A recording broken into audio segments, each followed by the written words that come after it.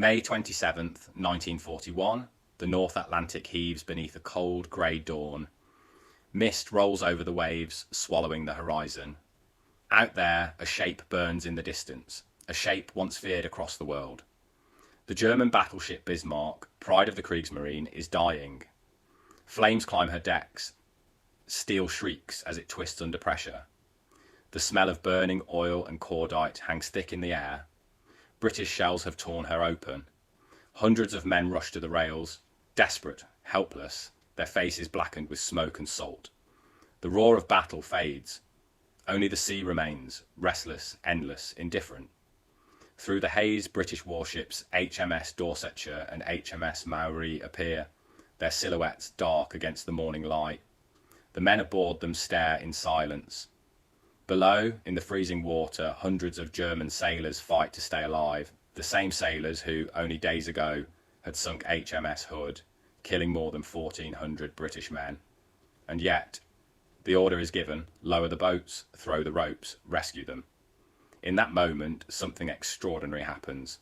A spark of humanity amid the brutality of total war. But how did it come to this? How did two nations locked in mortal struggle find compassion in the heart of the Atlantic?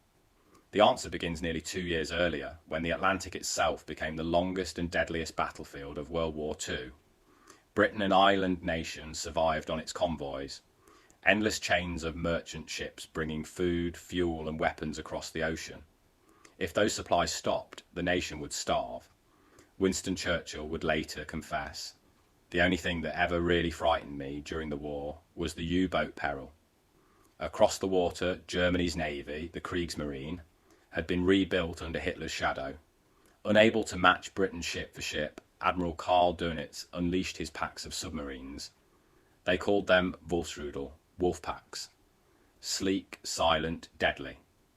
Night after night, merchant ships vanished in fireballs across the Atlantic. Thousands of sailors went into the sea, and few ever came out. Britain fought back with sonar, depth charges, and radar, new tools in an old struggle. The Atlantic became a graveyard of steel and oil.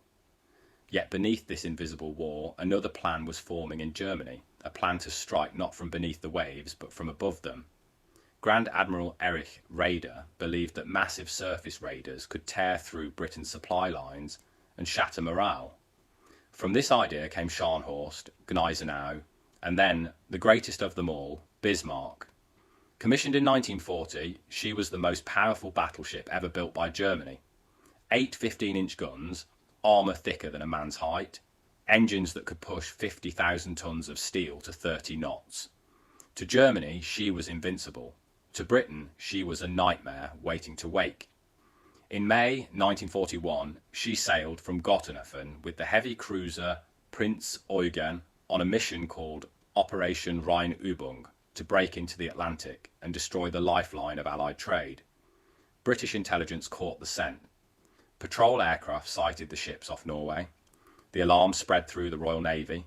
Admiral Sir John Tovey ordered his fleet to intercept. Among them sailed HMS Hood, Britain's pride, and HMS Prince of Wales, her newest battleship. In the icy fog of the Denmark Strait, they met. At dawn on May 24th, guns flashed through the mist. Hood fired first, her shells arced out. Seconds later, Bismarck replied. One German shell pierced Hood's deck armour and found her aft magazine. The explosion split the great ship in two. Within moments, she was gone.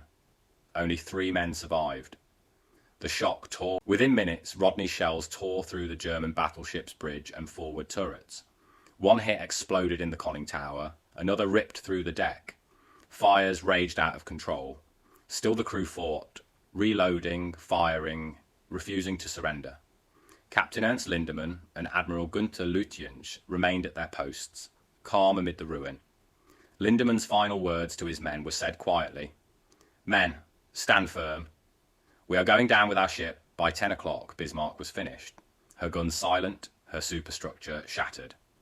Dorsetshire closed in and fired 3 torpedoes. They struck home. The Giant began to list, her red and black flag still flying. Then slowly she rolled to port and slipped beneath the waves. 2,000 men went with her. From King George V, Admiral Tovey watched through his binoculars and wrote later, "The enemy put up a magnificent fight against impossible odds." The battle was over, but the war within each man was just beginning. As smoke drifted away, hundreds of survivors bobbed in the freezing water. Oil burned their eyes, waves tore them apart. The cries carried across the sea, "Hilfe! Hilfe! Help!" On the Dorsetshire, Captain Benjamin Martin stood silent. He could not ignore it. "Cease fire," he ordered. "Prepare to pick up survivors." Boats were lowered into the black water. British sailors rowed through wreckage, pulling men from the sea, men who, hours earlier, had been sworn enemies. Some Germans resisted at first, still disbelieving. Others wept openly. One later remembered, "They gave us blankets and tea." We could not understand it. We had been told the British were monsters. For 11 minutes the rescue went on. Then the lookout's cry split the calm. Aircraft approaching, Luftwaffe bombers. Captain Martin had to choose, risk his ship and crew, or leave the rest to the sea. He gave the hardest order of his life. Boats back aboard. Full speed ahead, the engines thundered. The destroyers turned away. Behind them the shouts faded, then disappeared into the wind. Of more than 2,000 aboard Bismarck, only 110 survived. When the Dorsetshire reached port, her decks were quiet. The rescued Germans were treated, fed, clothed. The British sailors who had saved them said little. There was no celebration, only a heavy understanding of what war demanded, and what it could not take away. For Britain, the destruction of the Bismarck was redemption. The loss of Hood had been avenged. Churchill slept easier. Yet within the Admiralty, the mood was sombre. The victory had required more than 50 warships and the cooperation of air, sea, and intelligence. It proved that the age of the battleship was ending, and that no fortress of steel could survive alone in the modern war. In Germany, the news hit like thunder. Admiral Raeder wept in silence. Hitler raged, "You are building nothing but steel coffins." He would never again send a major battleship into the Atlantic. From then on, the U-boat would become his weapon of choice. The Bismarck's loss changed everything. It ended Germany's dreams of surface dominance and marked the twilight of the great battleship age. But what endured was not strategy. It was the memory of those few minutes of mercy. The rescued sailors spent the rest of the war in British camps, alive because their enemies had chosen compassion over vengeance. Years later, survivor Baron von Müllenheim-Rechberg wrote, "Our enemies showed us compassion when they had every reason not to." That, I think, is what civilization means decades past.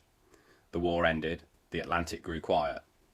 Then in 1989, oceanographer Robert Ballard found her, the Bismarck, 4,700 metres below, resting upright on the seabed, her flag still faintly visible. The ocean had preserved her dignity. Veterans on both sides watched the footage with tears in their eyes. British sailors wrote to their former enemies. One letter read simply, "We could not save them all, but we tried." May they rest in peace today.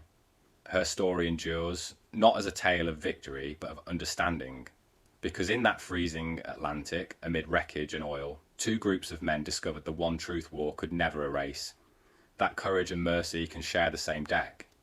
The sea remembers. It keeps its secrets, its dead, its stories. And among them lies one morning in 1941, when enemies became rescuers, and humanity, for a moment, rose above the waves.